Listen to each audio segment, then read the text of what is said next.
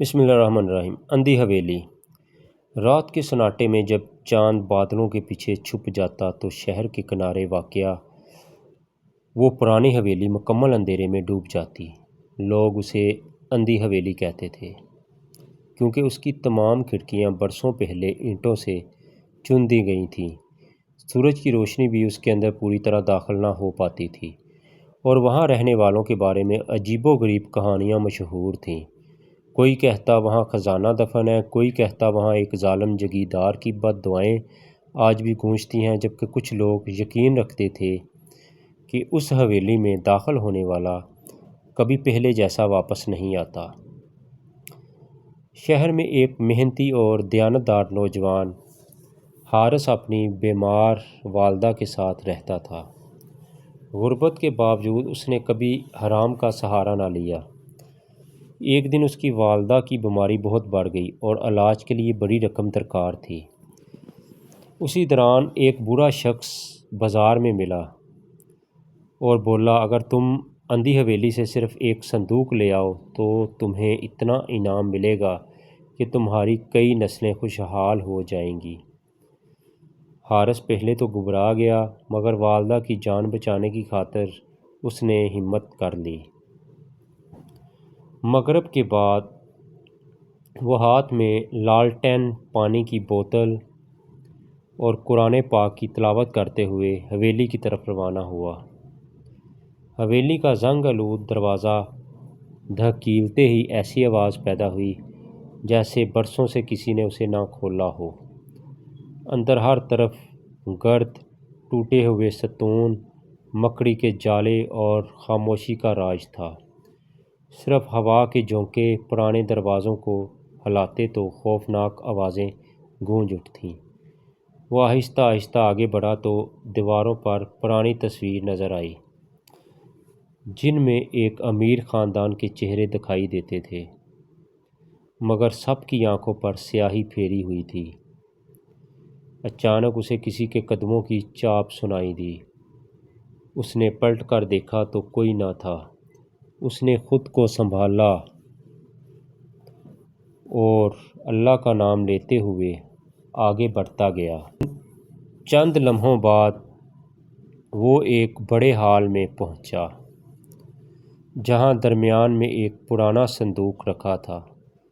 جیسے ہی اس نے صندوق کو ہاتھ لگایا، پورا ہال لرز اٹھا اور ایک خفیہ دروازہ کھل گیا۔ اندر سے سفید داڑھی والا نہایت کمزور بوڑھا شخص نکلا۔ اس کی آنکھوں میں برسوں کا درد صاف دکھائی دیتا تھا۔ بوڑھے نے آہستہ آواز میں کہا، بیٹا، اگر تم صرف دولت لینے آئے ہو تو خالی ہاتھ لوٹو گے، لیکن اگر سچ جاننے آئے ہو تو میری بات سنو۔ حارث حیران رہ گیا۔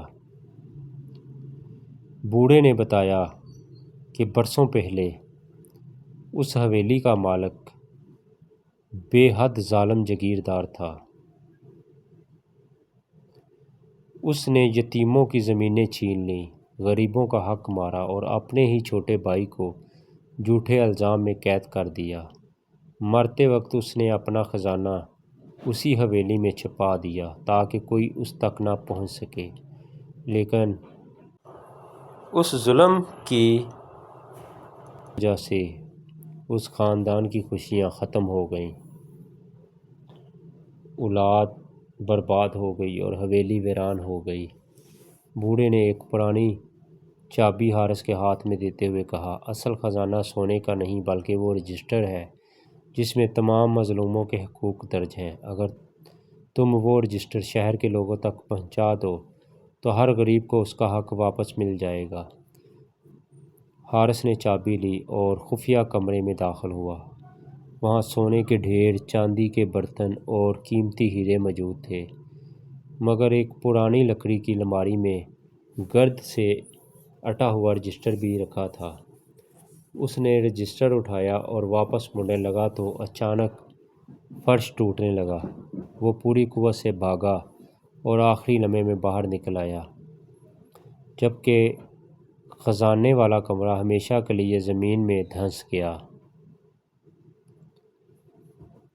اگلی صبح حارث نے رجسٹر عدالت کے حوالے کر دیا۔ کئی مہینوں کی تحقیق کے بعد ثابت ہو گیا کہ جاگیردار نے واقعی سینکڑوں لوگوں کی زمینیں اور دولت ہتھیائی تھی۔ حکومت نے متاثرہ خاندانوں کو ان کا حق واپس دلایا۔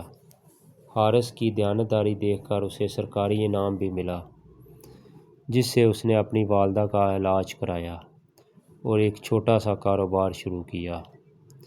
کچھ عرصے بعد لوگ حیران ہوئے کہ اندھی حویلی کے ارد گرد کا خوف ختم ہونے لگا۔ پرندے واپس آنے لگے، درختوں پر ہریالی چھا گئی اور برسوں سے بند کھڑکیوں پر سورج کی روشنی پڑنے لگی۔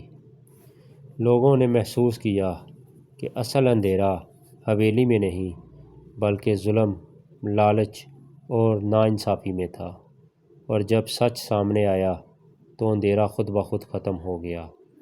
حارث اکثر اس ویران حویلی کے سامنے کھڑا ہو کر سوچتا کہ اگر اس رات وہ صرف سونے کے لالچ میں آتا تو شاید ہمیشہ کے لیے گم ہو جاتا، مگر اس نے حق کو دولت پر ترجیح دی، اسی لیے اللہ نے اسے عزت، سکون اور کامیابی عطا کی۔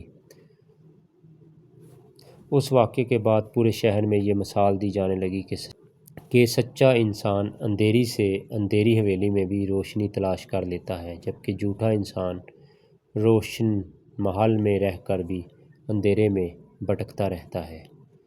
ناظرین، ہماری مزید اچھی ویڈیوز کو دیکھنے کے لیے ہمارے channel knowledge house for best stories in Urdu Hindi کو سبسکرائب کریں، لائک کریں، شیئر کریں اور کمنٹ باکس میں کہانی کے بارے میں لازمی کمنٹ کریں تاکہ ہم بہتر سے بہتر کہانی پیش کر سکیں۔ بہت بہت شکریہ۔ اللہ حافظ۔